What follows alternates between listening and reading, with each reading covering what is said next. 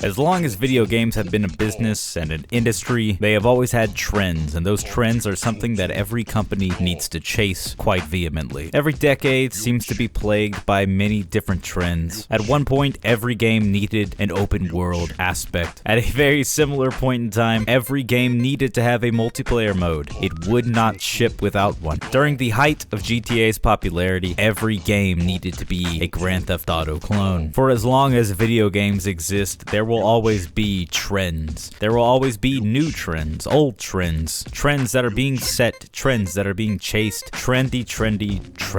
And for as long as these trends exist, I've always got something to complain about. And right now, the trend that plagues nearly every game I try to play is the topic of today's video. Hello, I'm the hairiest hair, and this is Ranting Rabbit, an unscripted whatever this is, where I just turn on the microphone and start talking about whatever it is I'm thinking about. And most recently, I've been thinking about the garbage loot system that continues to plague most of the modern landscape of gaming as we know it. In order to talk about what I have a problem with here, we need to talk about what I don't have a problem with here. First off, let's just talk about loot systems and what exactly they are. When it comes to genres in video games, this can be a very confusing topic. I'm sure one day eventually I will have an entire video where I talk about genres being an issue in the gaming landscape. But one thing that's quite clear is that when you make a video game, what genre you are going to set that video game in is very important. What is the perspective that you're going to use? You can't set out to make an action-adventure game and then somehow end up making a first-person shooter. It's not that those genres can't blend and they can't be incredibly well done, it's just that you sort of need to know what you're making when you are making it. But what if you're making a game, and regardless of genre, you need to slap on one last band-aid to extend the playtime, to ensure that players have to trudge through all kinds of gameplay and copious amounts of systems within menus. The issue that comes into play, that I will be breaking down here going forward, is what happens whenever a sort of addendum or attachment, a genre addition, has been added to a game where it does not need to be. Sorry I keep bringing it up, but genuinely I think this is what has plagued games like Cyberpunk 2077 and ended up making it a bogged down mess of something that didn't know what it wanted to be, simply because it was too busy trying to be everything. The genre of a loot-based game can come in many different forms. There is the obvious Diablo type, and far across the pond is the looter-shooter. Essentially, all that you need to know if you are completely unfamiliar with this type of genre is that the entire game is based around the concept of playing in order to get better loot. The loot comes with a number. The higher the number, the stronger your character. The stronger your character, the harder enemies you can take on. Those harder enemies will drop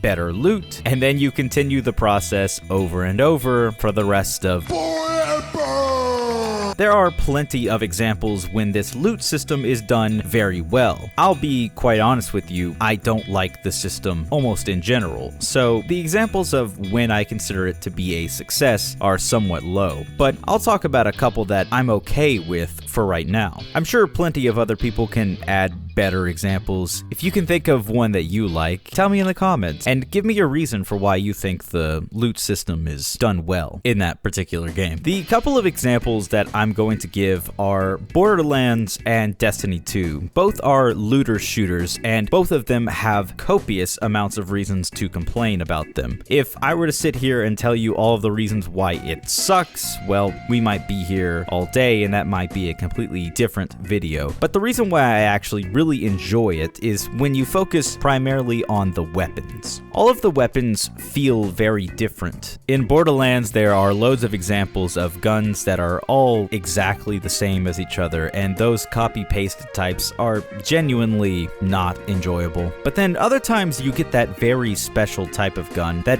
one in a million, that very unique and rare one that doesn't just impress upon you some sort of higher power, but instead it can potentially change the way that you play the game. Some guns come with extreme drawbacks. Are you willing to walk at a snail's pace just so that you can have a gun that's incredibly overpowered? For some people, Absolutely. Or, better yet, you could just find a way around this. Something to help counteract that terrible gameplay. You can build an entire build around this gun. In this way, the loot becomes very interesting and ends up becoming a core mechanic of the game. And that's part of the reason why when you set out to make a game that is a loot-based game from the very beginning, the entire rest of the game can be built around the loot.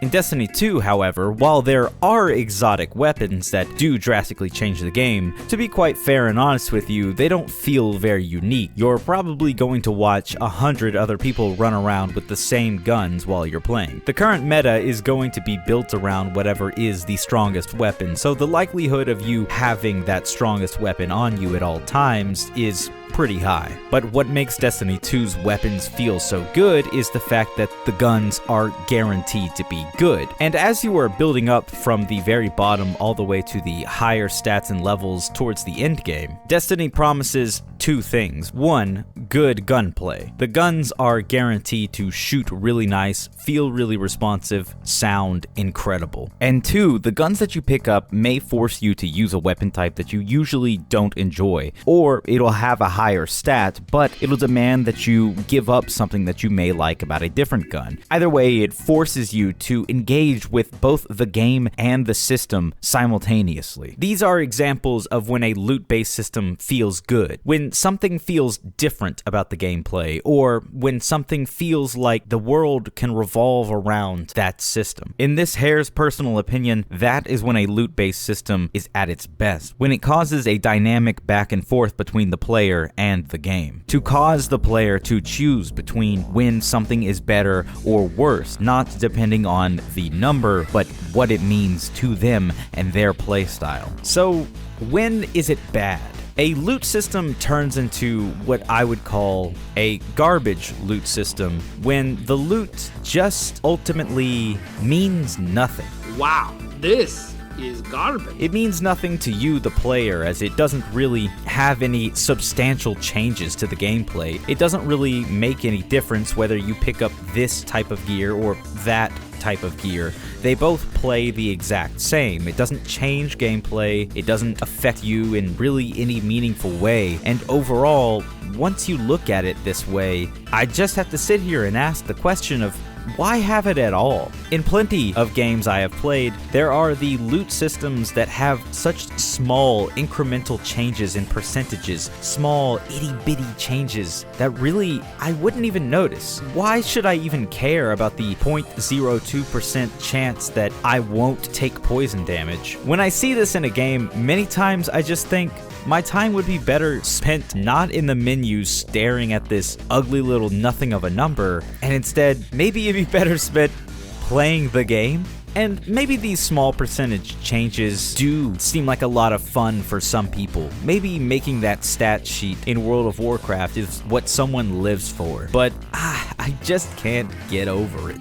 It feels so meaningless to me. In a lot of games, I either want to hit harder or hit more often. Those are the modifiers that I find fun. This is something else that, again, could be its entire other separate video, but a lot of times I like to bring up the conversation of number go up versus do combo. Some people enjoy that game where the entire game is built around a number, and that number needs to go up. It feels satisfying for them to watch as the number goes from something lower to something higher. And throughout the gameplay process, watching that number go up is satisfying and enough for them. It's watching their character get stronger. And therein lies the distinct difference between the number go up and the do combo camp, where instead it is taking what is given to you and becoming a master of those skills. It's not that the character becomes stronger, it's that you, the player, become stronger. You find yourself mastering things that seemed so difficult at one point. You're slowly given tools that at first seem imperceptibly complicated, and then eventually they become natural. A lot of games do a really good job of blending the two together. One could potentially argue that games like Dark Souls do a a really good job of blending the two together. That it has a lot of stats-based system with loot and gear being incorporated into the game very well. However, I would argue that it still relies on your play style. What gear and what stats you decide to increase and what you decide to have on your character is going to be heavily based on how you want to approach the game. If you want to play with a more magic style, then you're going to make sure all of your stats are put into that. You're going to make sure that all of your gear is based around that fact. If you are a strength build, you are going to ensure that you are one tanky, beefy man who can take a bunch of hits but hit really hard right back. And so in this way, while you still do pick up a load of stuff that really doesn't matter in Dark Souls, when it comes to the gear and the loot, it's another example of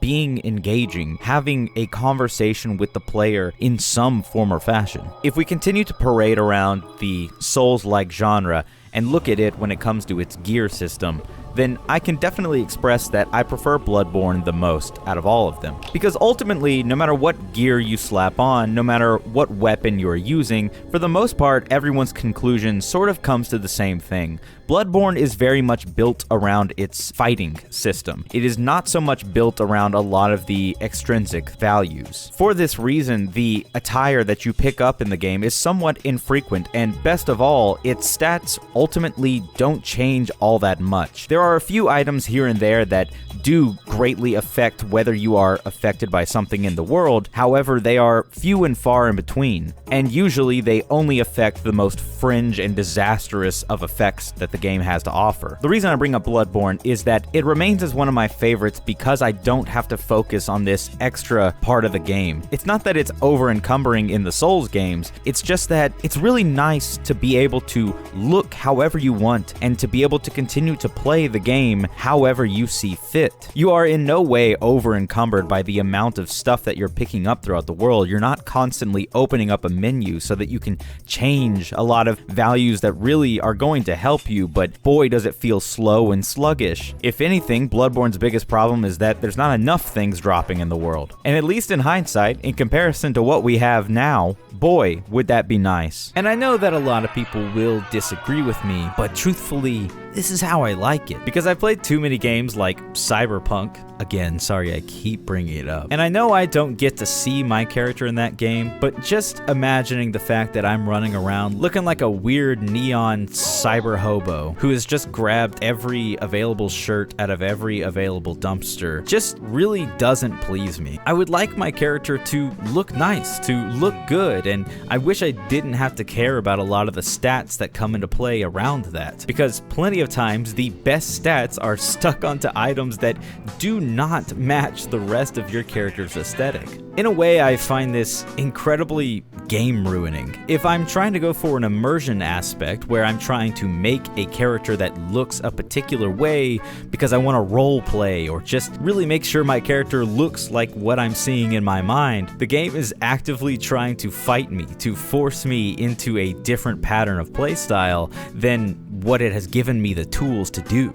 And this isn't just a Cyberpunk problem. This is a problem with plenty of other games. For whatever reason, the current trend is to say that a game has RPG mechanics, but what it means is not what it's saying. Role-playing game, that's what RPG stands for, but a lot of times what it tries to mean is that we have loot, we have gear in our game, and it's just a huge red flag when I hear that a game has RPG systems. They are taking those systems, but not understanding what they're supposed to be used for at all. So ultimately, it just leaves me wondering, why? Why even bother? And that's my big question when it comes to the garbage loot systems that continue to plague a lot of the games that I've been playing recently. Why is it there? Why did I play 2018 God of War and have the entire system of picking up new loot that doesn't change pretty much anything? Yes, it was cool when it added new effects to my weapons, but it didn't change the way I swung those weapons. It didn't change the way that I interacted with anything in the world at all. The only time that the game felt different or changed is when it gave me a new weapon type.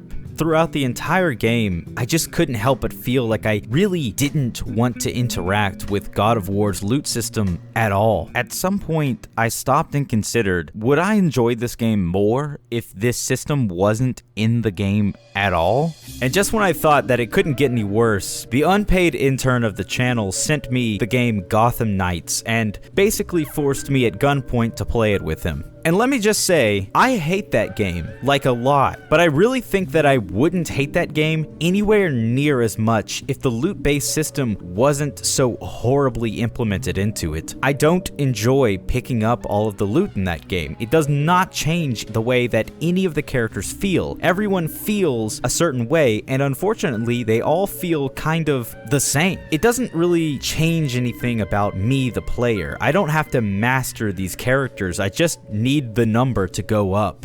To me, I find it incredibly disengaging. And throughout the surprisingly short playthrough of Gotham Knights, I realized something about the game overall that was being caused due to the garbage loot system that they had implemented into the game. While it not only didn't make any of the characters feel any different, and it did not ask me to engage with the game in any meaningful way, I realized that also the garbage loot system had been implemented into the game at its very core, but in a way that I completely disagreed with. Nearly everything you do in the game is a grind fest. Nearly everything that the game asked me to do was in service of beating up guys so that I could get better loot. The loot would ensure that I could beat up more guys, bigger guys, better guys. But again, if the gameplay is not engaging enough to make me want to get that better loot, then why would I even bother? Why would there be anything exciting about getting better loot when it doesn't change anything about the way I have to play the game? If you have just given me a video game that is asking nothing of me but to continuously grind for better gear by doing the same thing over and over again, I really don't know how you can expect me to engage with that game for any amount of time. There are infinite amount of games coming out at all times of the day, and nearly every one of them is doing it better than a game like this. Again, I know that this will be a sort of opinion thing, but is it just too much for me to ask that my character action game plays like a character action game? And then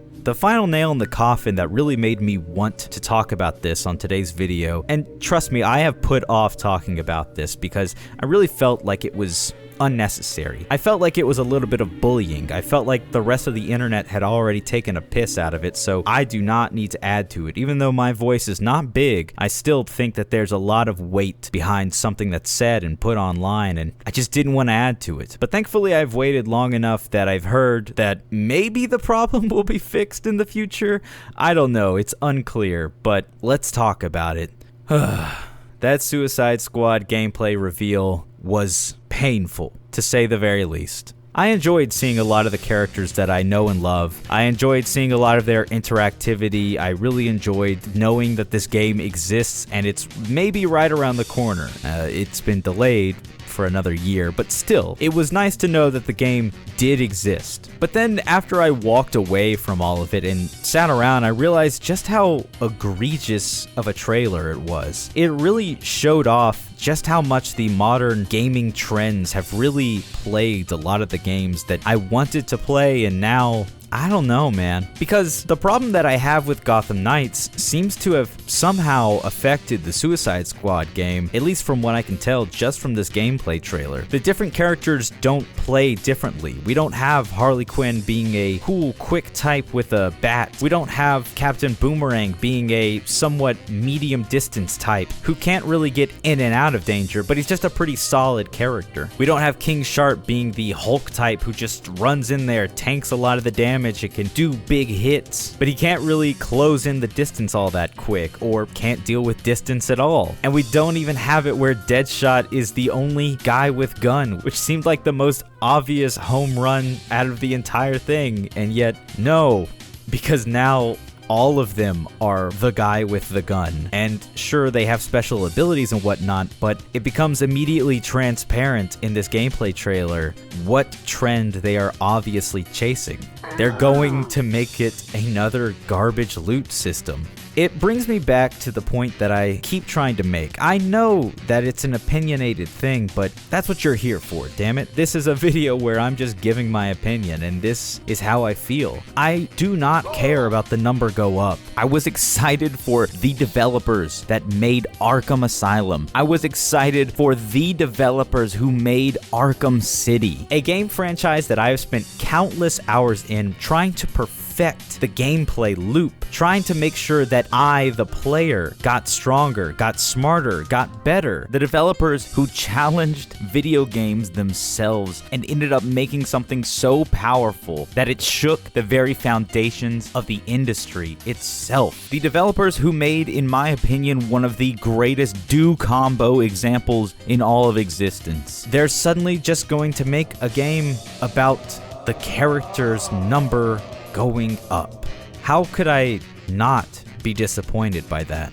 I'm sure it has plenty of factors that we'll never hear about. I'm sure it has to do with a lot of factors that we will hear about. I'm sure there are countless things that go into making a video game that we as consumers can never understand, will never understand, and even if we were a fly on the wall, we still wouldn't get how they walk out of the room making the decisions that they do. And that's not my place. But as a consumer, I just have to say, what do I want out of the current trend of garbage loot systems in video games? Overall, I want less garbage. I want more meaningful differences. I don't want to pick up a new gun that replaces a gun I just got a few minutes ago just because the number went up. I want to really think about whether I want to replace this gun with that gun because they shoot so differently. They are both good in their own completely separate ways. Is it too much to ask for less garbage and more good stuff? Don't make me choose between a bad thing and a bad thing. Make me choose between something that's amazing and something that's equally as amazing, but for a different reason.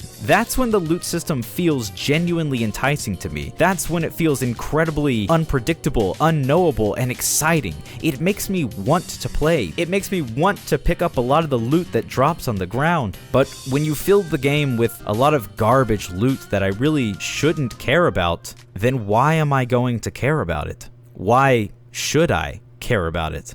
So, in conclusion, let's wrap it all up and make sure that everyone understands what exactly I'm saying is my problem with the system here. My problem is that, at its best, a lot of times it can be used for some pretty well-made systems, as long as that's the core value and idea of what you're building a video game around. However, for the past several years, it has had a stranglehold on the video game industry, popping up in video games where it is completely unnecessary, unneeded, causing a lot of bloat, a lot of unnecessary time dedicated towards it.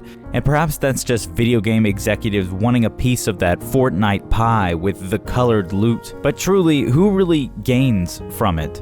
Plenty of games would be better off without it. They'd have systems that are a lot less bloated, a lot less complicated. There would be a lot less time spent in menus. There would be a lot less nauseating, complicated systems stacked on top of one another. As a player, you would be able to get straight into the meat of a good game without that system being in place. The garbage loot system has been around for a very long time now. Longer than I've even implied that it has. And so far, at the rate things are going, it doesn't seem like it's going to slow down. And while video games have always suffered from following trend after trend for many years and many decades, this is one that I think we need to leave behind. At the end of the day, I think video games are going to continue to follow a lot of trends until they eventually die out, or someone gets it just wrong enough that the rest of the industry is too scared to ever try it again. But the garbage loot system, in my opinion, has not gotten enough criticism. It's not had enough scrutiny for me to really say that we're phasing out of that trend. If anything, I'm kind of afraid that it's only going to get stronger. And while there were times in the past where they tried to monetize this, and that was the true dystopian future, I think we're still in a nice little middle ground where it's not helping, and it certainly is hurting. So